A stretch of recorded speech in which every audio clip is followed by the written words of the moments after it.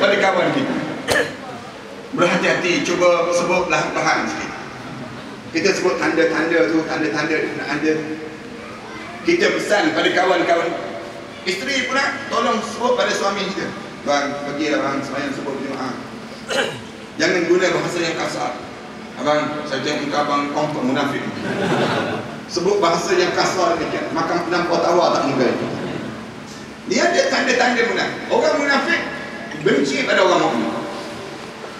Dua, Rasulullah sebut. Yang tiga kata Rasulullah, kamu akan berkorban wa kafirun yuqatilu. Orang kafir akan cuba cari jalan untuk membunuh kamu. Orang kafir cari jalan nak bunuh kamu. Bunuh ada dua. Yang pertama, bunuh karier kamu. Nama baik kamu mesti dibunuh. Nama kamu mesti dibunuh. Kalau tak percaya, nak sebutnya kamu mesti dibunuh. Nama reputasi kamu mesti dibunuh. Kadang-kadang kita kena ujian ini, hampir-hampir kita terkorban. Na'udzubillah min dzalik. Apa yang berlaku pada umat Islam di Syria sekarang? Umat Islam di Syria sekarang ni, apabila dipaksa oleh Bashar supaya rakyat dia ni paksa oleh tentera Bashar. Tentera Bashar tu pergi pegang ni, dirham ni, sebut tidak ada Tuhan melainkan Bashar. Tidak ada Tuhan melainkan Bashar ni. Dia ambil pisau tu. Apabila rakyat dia tak nak sebut ni, dia pegang dirham tu, dia ambil pisau, dia toreh, buangkan dirham ni. Buang dirham ni, ulai lidah ni, sampai esok baru meninggal dunia. Seorang hamba Allah yang diuji dengan ujian ni, orang kafir akan cari jalan untuk membunuh kamu. Sama ada dia bunuh reputasi, nama baik kamu dibunuh. Kalau tak jadi dia bunuh kamu, reputasi, dia bunuh jasad kamu. Tengok apa yang berlaku pada ulama-ulama yang kena pembakar Bashir, misalnya contoh. Seorang ulama di Indonesia dipenjara, nama orang, dan dianggap pengganas. Orang tua macam tu dianggap pengganas lagi. Kita boleh tengok bagaimana dalam sejarah umat Islam, bagaimana seorang ulama yang tua di bumi Mesir, di bumi Palestin, yang ditembak oleh rejim Israel dengan berat 250 tan, berat peluru berpandu ni, untuk membunuh seorang saja orang tua. Rantisi yang gugur syahid untuk dibunuh oleh orang kafir. Kita boleh baca dalam sejarah. Sebut saja nama kamu seorang mukmin, ini hadapan yang kamu kena lalui dalam hidup kamu. Kemudian Rasulullah SAW sebut lagi, wasyaitanu yudhillu. Syaitan akan cari jalan untuk menyesatkan kamu supaya kamu terkorban. Syaitan cari jalan ni nak menyesatkan. Tak payahlah korban. Tahun ni kan tahun lepas dah buat dah. Tahun ni nak kena buat lagi ke? Ni syaitan cari jalan. Takkan nak kena korban tiap-tiap tahun. Kita jawab, kena buat tiap-tiap tahun ke Ustaz? Ya, buatlah tiap-tiap tahun. Tanda kita hamba Allah. Sampai bila? Sampai kita mati. Kerana kalau dah mati, tak ada lagi korban. Tak ada lagi korban untuk orang yang sudah mati. Ulama-ulama bincang perkara ni. Ada orang kita, dia datang jumpa dengan AJK seorang masjid, dia kata, saya buat korban untuk arwah ayah saya. Tak ada dah. Korban untuk orang hidup. Sebagaimana sembahyang. Sembahyang waktu mana kamu hidup je. Kalau dah mati nak kena sembahyang lagi ya, disembahyang dah. Kalau dah mati disembahyang je. Maknanya selain waktu mana kita hidup, korban lah. Rasulullah sebut hadis-hadis yang banyak tentang korban. Rasulullah kata korban, Rasulullah kata binatang tunggangan yang kamu akan melalui titan sirat. Walaupun hadis ini hadis fadail Ahmad. Rasulullah kata beliau, pahala korban, kata Rasulullah, sebanyak mana bulu-bulu yang ada pada binatang korban itu, Allah akan gugurkan dosa-dosa kamu sebanyak itu. Dalam hadis yang lain Rasulullah kata beliau, tidak ada pahala yang lebih besar pada yaumul nahar kecuali kamu menitiskan darah, jatuhkan darah yang kamu korban ini, kata Rasulullah. Waktu mana belum lagi jatuh ke bumi, dosa kamu sebelum daripada ini sudah diampun oleh Allah. Tuan-tuan, dosa ni bebanan. Tuan-tuan nak tahu terbeban tak terbeban, cuba tengok orang yang buat dosa. Hidup dia tenang ke tak? Orang yang tak sembahyang tenang ke hidup? Tak. Orang yang tak tutup aurat, hidup dia tenang? Tak tenang. Orang yang buat maksiat, tenang ke hidup dia? Tak tenang. Kenapa tak tenang? Kerana dosa itu menghilangkan ketenangan hidup. Siapa yang buat dosa, dia akan hilang ketenangan hidup. Buatlah dosa. Orang yang melakukan maksiat, tenang ke hidup dia? Tak tenang. Tuan-tuan, orang yang menipu orang, dia buat khianat pada rumah tangga dia, tenang ke hidup dia? Tak tenang. Seorang suami yang ber-SMS dengan isteri orang, tenang ke hidup dia? Tak tenang. Handphone dia tak bawa bantal, tak mungkin. Jalan masuk bilik air, bawa handphone lagi. Guna pula password, kunci pula password. Kalau boleh nak letak kunci besar tu, kalau boleh. Jangan bagi orang. Kenapa? Buat maksiat tak pernah menenangkan hidup. Siapa yang buat maksiat, Allah tak jadikan tenang. Bila kamu nak minta ampun dengan Allah? Salah satu waktu mana kamu buat ibadah korban. Buat ibadah korban, Rasulullah SAW sebut demikian. Berebut, Rasulullah kata berebut kamu. Itulah yang gambarkan bagaikan Bilal tadi. Dah tak ada rezeki, tak ada kekuatan. Bilal terpaksa pergi beli daging, nak tunjuk yang dia ni nak buat ibadah korban. Naknya sampai peringkat demikian. Sahabat-sahabat berlumba nak buat ibadah korban. Kita pun jangan kita tertinggal daripada senarai nama orang yang buat ibadah korban. Hadis yang Rasulullah SAW sebut, dibaca sebentar tadi oleh Ustaz Nawawi sebentar tadi. Rasulullah sebut, siapa yang di lapangan, man kana lahu sa'ah walam yudhi fala yuqarribanna musallana. Siapa yang di lapangan tiba-tiba dia tak buat ibadah korban, jangan datang dekat dengan masjid kami. Dia menjauh ni, rezeki ada, tiba-tiba masih lagi kamu kedekut dengan kami. Itu satu hadis. Hadis yang sama juga. Hadis yang bunyi lebih kurang sama juga. Rasulullah sebut, man kana lahu sa'ah falam yudhi falyamut insya'a yahudiyan aw nasraniyan. Rasulullah kata siapa yang ada kelapangan, tiba-tiba dia tak buat ibadah korban itu, dia mati sama, pada tahun itu sama ada perangai dia Yahudi ataupun perangai dia Kristian. Orang Kristian memang dia sayang pada harta benda. Orang Yahudi memang dia penyayang pada harta benda, kerana bagi mereka dunia ni nikmat, dunia ni syurga, mati sengsara. Dan orang yang tidak mukmin, bagi mereka mengejar dunia. Tetapi orang mukmin, dia tidak mengejar dunia, yang dia tahu nilai akhirat itu bernilai dalam hidup mereka. Kita kan cuba tengok syaitan sesatkan kita. Kita dalam hidup kita ni, kita boleh beli rumah harga mahal. Rumah kita kat Masjid Alam ni berapa harga? 250,000 kan? 250,000, 300,000, berapa? Sudah kurang ni kan? Harga rumah kawasan ni. Tapi rumah untuk akhirat ada. Rumah untuk dunia ni confirm tinggal ni. Confirm tinggal rumah untuk dunia. Kan ada orang kawasan ni mati dengan rumah-rumah masuk dalam. Rumah untuk dunia confirm tinggal. Sanggup hutang depan muka, hutang dekat bank.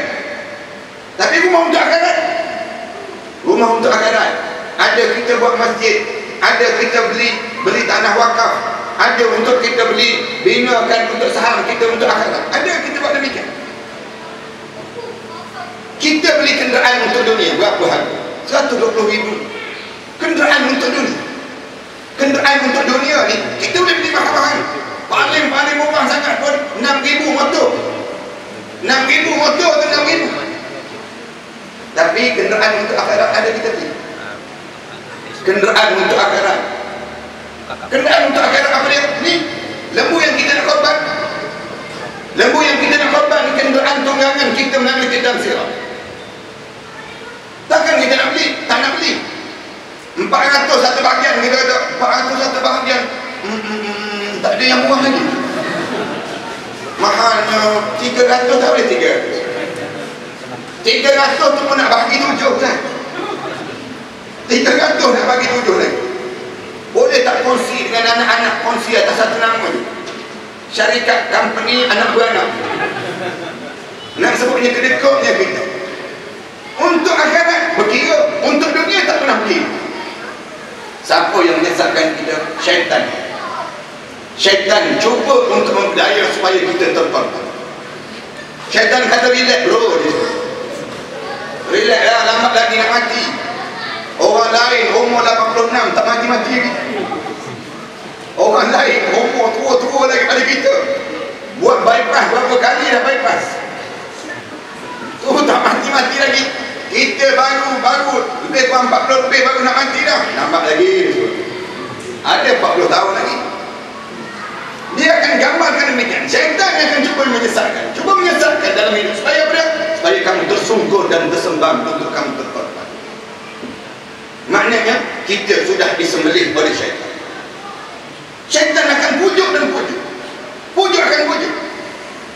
Tadi Ustaz Tabawi cerita Ustaz yang kianat yang jahat. Nanti dalam Facebook tadi ada seorang lagi Ustaz yang mengaku jadi Ustaz, kahwin sebelah orang dah kahwin. Sebelah orang dah kahwin. Menipu orang. Jadi tu imam 2-3 kali dah dia buat berapa buah masjid. Muka nampak memang muka tu imam tu. Dan nak sebutnya ada orang yang sampai peringkat demikian. Tipu boleh tipu ni. Kahwin sampai 10 kali. Dia kahwin boleh tinggal isteri. Kahwin boleh tinggal. Boleh terjadi demikian manusia. Ini syaitan ni. Syaitan yang berupa manusia. Nak sebutnya bagaimana disesatkan supaya kamu terkorban dalam hidup. Dan akhir sekali katanya Rasulullah SAW, wa nafsun tunazimuhu, hawa nafsu kamu sentiasa menarik-narik diri kamu supaya kamu lupakan pada Allah. Suatu bentuklah hawa nafsu kita biar jadi hawa nafsu yang mutmainnah, hawa nafsu yang dikawal oleh agama. Islam tak suruh kita buang nafsu tak. Islam bukan mesti buang nafsu, jangan dendam, jangan benci dengan nafsu tak. Tetapi Islam suruh kawal nafsu untuk nafsu ini menjadi nafsu mutmainnah, supaya kita tak terkorban, supaya kita boleh jaga dalam diri kita. Jangan sampai peringkat kita tak boleh menjadi hamba Allah yang benar-benar taat pada perintah. Kerana nafsu sentiasa menarik dan menarik, sehingga kan nafsu ni yang menyebabkan kita menjadi nafsu amarah ataupun nafsu yang membawa kepada keburukan. Tetapi jadilah nafsu yang mutmainnah yang disebut dalam Al-Quran, ya ayyatuhan nafsul mutmainnah irji'i ila rabbiki radiyatan mardiyah fadkhuli fi ibadi wadkhuli jannati. Yang ni Allah Subhanahu wa taala gambarkan supaya kita waktu mana mati nanti biar kita nafsu yang penuh dengan mutmainnah, sehingga kan kita ni rasa lapang dan rasa tenang. Waktu mana kita menghadap di hadapan Allah, kita dah yakin harta benda kita yang kita ada di atas dunia ini kita dah guna sepenuhnya untuk mentaati perintah Allah. Barulah kita dianggap kita melakukan pengorbanan. Kalau tidak, kita masih lagi terkorban. Harta benda kita, Allah bagi harta benda kita, Allah bagi masa kita, Allah bagi segala-galanya kepada kita, semuanya untuk mentaati perintah Allah. Barulah betul yang kita sebut inna salati wa nusuki wa mahyaya wa mamati lillahi rabbil alamin. Yang ni baru betul. Tapi kalau sekiranya ada separuh untuk Islam, separuh lagi untuk benda yang lain, mana yang belum lagi kita benar-benar untuk yang namakan dengan perintah Allah, yang lebih malang lagi apabila untuk perkara maksiat lebih besar berbanding daripada benda yang ibadah yang patutnya dibesarkan, tiba-tiba kita lupa pada Allah Subhanahu wa taala ini sendiri. Para hadirin sekalian, anda rasa kita boleh faham yang dimaksudkan dengan tajuk perbincangan kita pada malam ini, berkorban ataupun terkorban. Buatlah pilihan pada diri kita. Kalaupun kita tak mampu untuk kita berkorban juga, tolong datang, tolong orang buat melakukan ibadah korban. Jangan pula kitanya apabila kita tak berkorban, kita tak datang. Ataupun kita datang tapi dengan niat nak dapat daging sikit. Jangan. Ataupun nak dapat kupon tersebut. Datang walaupun tak ada kupon, walaupun tak ada baju, walaupun tak dilantik dikit, datang dengan tujuan memberi kekuatan pada mereka yang melakukan ibadah korban. Pada diri kita dipanggil demikian. Kemudian dalam masa yang sama, kalau sekiranya orang tak bagi, datang orang tak bagi, baliklah dengan senyum. Jangan balik dengan masa muka, jangan. Balik dengan penuh dendam. Aku taubat tahun depan tak datang. Dia pula dendam, jangan. Apabila kita tidak diberi, baliklah dengan senyum. Lapangkan dada kita. Manakala orang yang melakukan ibadah korban, agih-agihkan daging korban ini. Daging itu jangan ambil yang cantik-cantik untuk kita. Orang yang melakukan ibadah korban, cuba buktikan. Bagi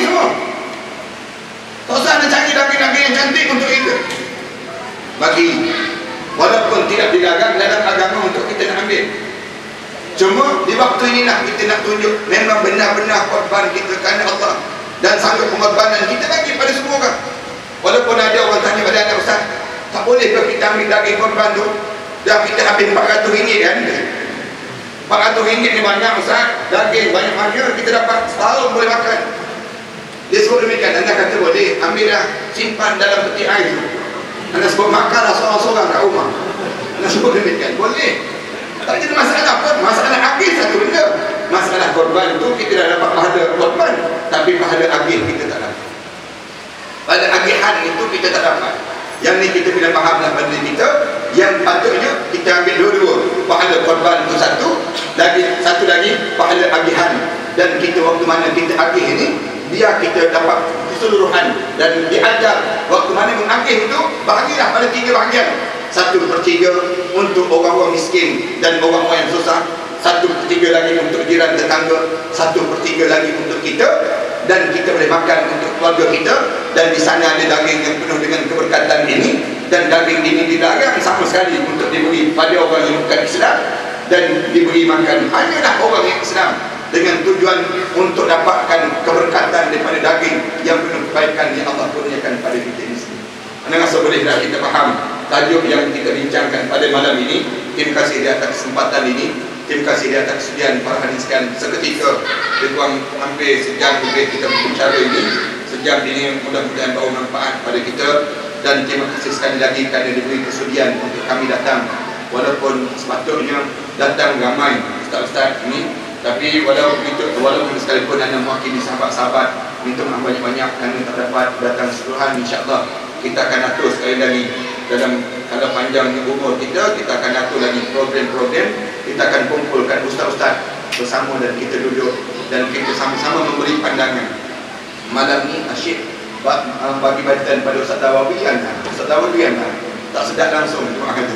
Kita dengar, boleh jadi kita nak dengar ramai lagi ustaz-ustaz lain yang bicara tentang satu tajuk saja supaya kita boleh memahami, dan tajuk ini dihadam di kalangan kita semua insya-Allah. Jadi sekali lagi saya nak ucap terima kasih banyak-banyak di atas kesediaan para hadirin sekalian menjadi tuan rumah ini. Dan untuk pengetahuan jemaah sekalian, sebenarnya kita ustaz-ustaz ini sedang merangka untuk nak cari satu tempat sebenarnya. Jadi tempat untuk nak buat satu tempat aktiviti ustaz-ustaz ni di Shah Alam ini. Kita tengok masyarakat kalau nak orang-orang sini dia ada tempat dia ada tempat dia nak bekerja dan sebagainya. Ustaz-ustaz di Shah Alam ni dia pergi masjid kemudian dia balik, tak ada tempat yang dia nak bersatu dan dia nak duduk dan berbincang ini. Kalau para hadirin sekalian ada rezeki lebih dan sebagainya, cuba para hadirin sekalian undur-undurkan ataupun bagi tahu pada kami di mana tempat yang sesuai untuk kami nak beraktiviti dan nak buat bangunan insya-Allah. Kalau ada rezeki ataupun kita cadangnya cari dana untuk kalau demikian. Jadi malam ni kita tak kutip lagi dah. Malam ni tak kutip. Anda rasa tak bawa duit ni, masing-masing ni tak nampak gaya macam tak bawa duit semua. Jadi insya-Allah kalau ada rezeki kami akan umumkan nanti, dan kami akan bagi tahu satu ketika nanti untuk kami cari dana untuk nak beli bangunan untuk ada tempat untuk ustaz-ustaz duduk dan kumpul ini sendiri insya-Allah. Mudah-mudahan nak panjang umur dan kita akan berjumpa lagi insya-Allah. Dan yang keduanya, saya rasa kat luar sana ada madu rupiah. Madu yang biasa umum di Masjid Negeri Shah Alam tu. Madu ni anda dapat daripada selatan Thailand. Di mana madu ni untuk dana sekolah di selatan Thailand. Tuan-tuan cuba madu ni kita anak-anak yatim dan miskin yang bapa mereka ditembak dan sebagainya, mereka menghafal Quran, kemudian mereka baca ayat-ayat Quran pada madu ni, kemudian dijadikan untuk amalan untuk anak-anak kita lah, makan dan kita sendiri lah. Kita pun kalau boleh cuba amalkan minum air madu. Minum air madu ni sunnah Rasulullah SAW. Rasulullah SAW jangan bermadu sudah, minum air madu. Minum air madu ni para hadis kan buat amalan. Sebab anak perhati anak saudara anak yang kena penyakit kulit turun, kemudian dia minum air madu, hilang penyakit kulit dia. Inilah kesan daripada madu yang dia minum ini. Kemudian ada seorang hamba Allah yang dia punya kencing manis yang turun 18 kadar kencing manis dia buat amalan, dia minum air madu. Padahal madu ni manis, Tapi dia minum yang betul-betul dah, madu yang betul. Alhamdulillah turun menjadi 8 kencing manis. Dan maknanya kadar yang baiklah panggil demikian. Kemudian ada seorang hamba Allah yang kena katarak tu, dia ambil madu tu, dia letak, dia titik dalam mata dia, kemudian bangun keesokan hari terang benderang mata dia.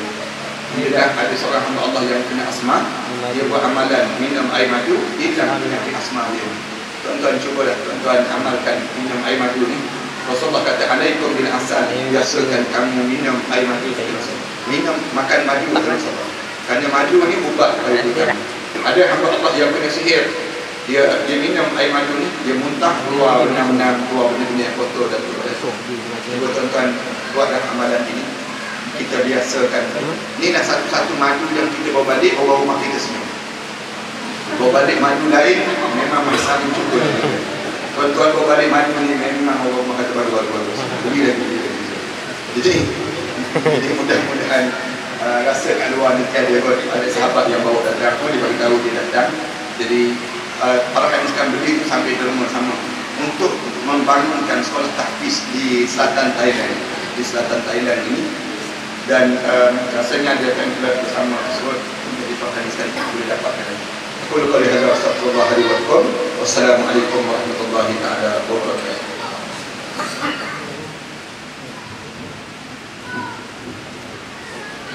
Ya, Bismillah. Demikianlah program kita pada malam ini, insyaAllah. Utamanya saya mengucapkan mewakili dalam masa surau Luqman Al-Hakim mengucapkan terima kasih kepada Ustaz Marzuki dan Ustaz Zawawi di atas kerja yang hadir pada malam ini, dan kepada tuan-tuan dan puan-puan muslim-muslimat, insyaAllah. Dan insyaAllah sama-sama kita akan jemput lagi Ustaz-Ustaz untuk aktiviti yang akan datang, insyaAllah.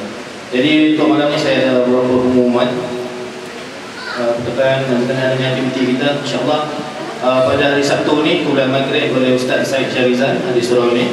Di kemudiannya 21 bulan hari Ahad kita ada kuliah subuh Ustaz Farid Zainal dan kuliah maghrib oleh Ustaz Wahyudi. Dan insyaAllah kita akan menyambut Hari Raya Aidiladha pada 26 Oktober hari Jumaat. InsyaAllah kita akan menjalankan solat sunnah Aidiladha di surau ini jam 8.30 pagi. Dan seterusnya pada Sabtu berikutnya kita ada majlis korban. Kita ada 4 ekor lembu bermula pada jam 8. Dijemput tuan-tuan yang tidak balik ke kampung untuk sama-sama bergotong royong, insyaAllah. Dan seterusnya satu aktiviti di Surau Ar-Raudah pada 3 November, ini in advance 3 November hari Sabtu kuliah maghrib bersama Imam Muda Hasan di Surau Ar-Raudah. Dan seterusnya program di Surau Luqman bersama dengan Ustaz Abdullah Fahmi daripada Akademi Al-Quran, insyaAllah pada 4 November hari Ahad dan juga 8 November hari Khamis. Jadi sama-samalah kita berniat untuk mengimarahkan surau kita dengan menghadiri majlis ilmu, insyaAllah. Moga-moga Allah memberkati kita semua. Sekian, Assalamualaikum warahmatullahi wabarakatuh.